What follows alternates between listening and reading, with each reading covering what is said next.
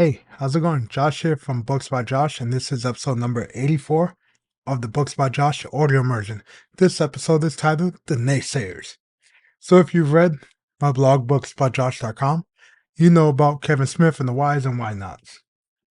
This is essentially that, but to another degree, because it's going to get personal.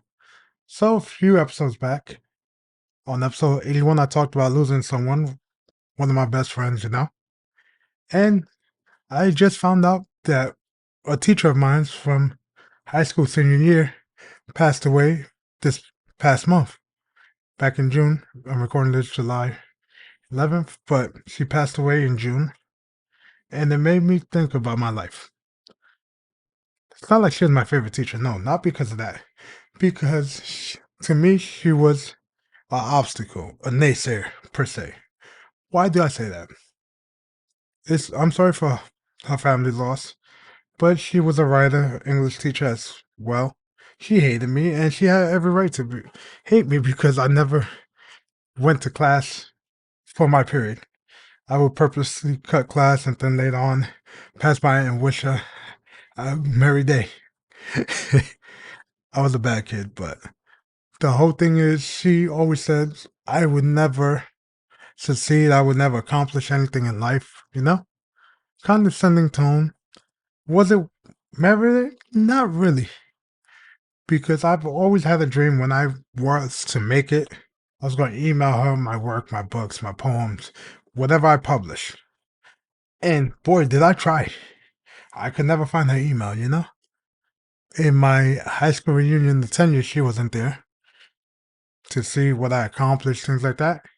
And it made me think that was one of my goals in life, is to show her I actually did something. I lived up to my potential because she says I never would. Things like that. It's like I had another English teacher the year before who thought I wasn't going to graduate, gave me a 50 because he thought I cheated, things like that. And when I got my diploma, he shook my hand because I got 90s in summer school, 99s and 100s in summer school English because I actually applied myself. But back to the naysayer topic. So she was one of those hurdles I want to overcome. I set a bar because she wrote for episodes of Inspector Gadget, the TV show, the cartoon from my childhood. So to me, she knew what she was talking about, but didn't mean she was right. So she was one of my first naysayers. There's people in your life who are gonna hate on your dream. Not everybody's gonna agree with you because not everybody's gonna be along for your journey. It's like in Steve Harvey's book about success. He talks about you're pushing a wagon, and the people you start your journey with won't be there at the end. So you're gonna have naysayers, or as we call them now, haters. We're gonna hate on what you do and discourage you. You gotta surround yourself with positive people. But all that positivity drags you down, in my honest opinion. Because it's like, yeah, you can do it. Come on, you got this. You got to know. You want some haters in there to boo you. You want to know why? Because you're going to want to prove them wrong. When I used to lift weights, I was told, oh, you're not going to lift that. And guess what? I didn't. But at that moment, I did not. But I worked up to it and passed it because it was a challenge.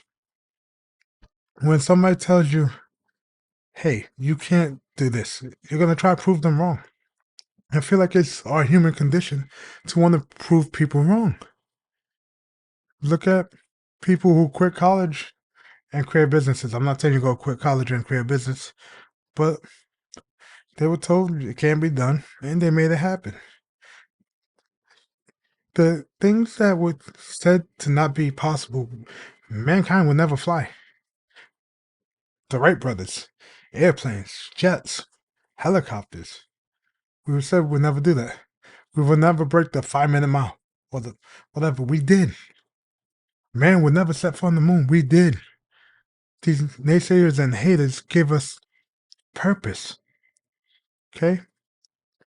If everything's rainbows and butterflies, you're not going to try anymore because you're satisfied. If you have turmoil, you're going to want to overcome it because that makes what's on the other side more valuable. It's like when I was a kid. And my parents could have bought me my Game Boy Color. Would I have treasured it and still have it to this day in decent condition? Probably not, because it's not something I achieved. I had to save my money to buy it. And then there was taxes. I didn't know about taxes as a kid. That $100 became 109. And I was like, wow, I can't afford the real game. So I bought Tamagotchi. And it was a pink or like a violet Game Boy Color that I still have to this day because I paid for it with my own money. Okay? Because I was told, no, you can't have this unless you pay for it with your own money, and I saved up the money. So by having a critic, you perform better. In comedy, if you have a heckler, it's bad, but if you have a critic that honestly sits there and tells you about your work, that's why it's called creative criticism. Tell you, hey, this is bad, this, that, and that, but this is good. Guess what? You focus on the bad things, you improve it, and that hater, that naysayer will come on your side. You want to turn your enemies to friends. Or fans, technically, because you don't want them as friends. But that's the whole thing.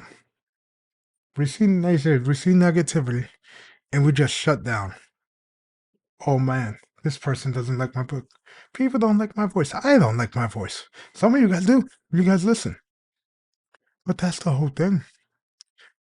By them telling me I can't do this, I can't do a podcast, I can't write a book, I can't run a business, I'm gonna do it just to spite you. You know how many times somebody told me, oh, we don't want your business? Okay, I'm gonna go across the street, spend more money over there. Exactly. You want to spite the other person. It's bad mentality. But this isn't, I'm a New Yorker, this is what we do. Tell us we can't accomplish something, we're gonna do it and we're gonna shove it in your face. And that's why I love naysayers. Because from being young to now, when you tell me, hey, you can't do that, you're not going to succeed, you're not going to become anything, you're never going to get out the hood, anything like that, I'm going to prove you wrong time and time again. And that's the whole thing. If you have someone in your life saying you, no, you can't do that, you can't buy your house, you can't retire a millionaire, listen. So just tell them this. I bet. Or if you're not from New York, just tell them, okay, we'll see. And you just do what you got to do. Don't tell them anything. Just focus on what you're doing. Do the steps, little by little, you know? Little by little, rock by rock, the man moves mountains. Last episode, episode 83, take a listen if you want to learn some philosophy, but just go and do your own thing. If they want to hate on you, don't worry about them. Don't cut them out, but don't share no info about it. Don't share any info if you want to be proper now. Talking New Yorkese here. You want to do what you're going to do, but do it at your pace without telling that person. Don't tell anyone. Don't even tell the people on your side, the why nots. Don't tell anyone, just do it, and then let them see what you accomplish. That way, they can hate on something else. But that's it for this episode of the Books by Joshua Audio Immersion. If you enjoyed it, thank you, and stick around for episode 85. What's it about? No clue yet. But see you guys in that one. Take care.